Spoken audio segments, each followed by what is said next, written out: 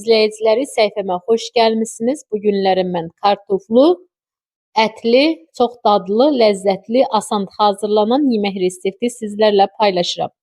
Yeməyimiz üçün bizə lazımdır 6 ədəd kartof.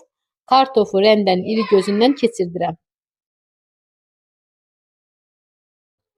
Rəndən iri gözündən keçirdiyim kartofları süzgəsin içərisinə əlavə edib su ilə nişastasını yuyuram.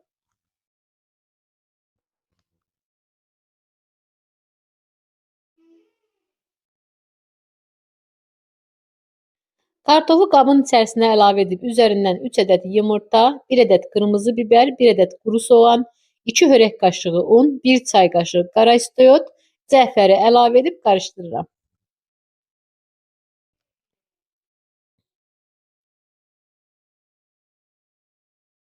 Soba listinə yağlı kağız sərmişəm. Yağlı kağızın üzərini azacıq olaraq yağlayıram. Hazırladığım qarışımı soba listinə əlavə edib soba listinin hər tərəfinə gələcək şəkildə yayıram.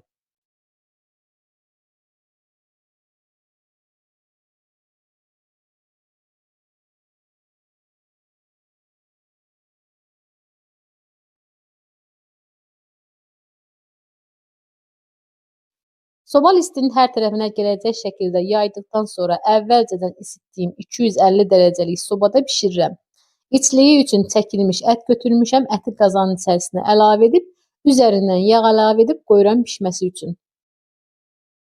Əti yağda qovurduqdan sonra üzərinə 2 ədəd doğradığım quru soğan əlavə edib qarışdırıram. Yağ az olduğu üçün mən yağ əlavə edirəm. Üzərindən 1 çay qaşığı duz, 1 çay qaşığı qara istiot əlavə edib qarışdırıram. 2 ədəd doğradığım pomodoru ətin üzərindən əlavə edib qarışdırıram.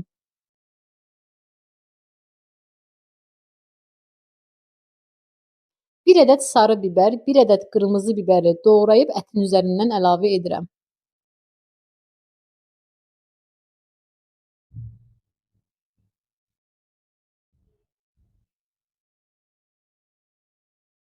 İçlik hazır olduqdan sonra üzərindən cəfəri əlavə edib qazın altını söndürürəm.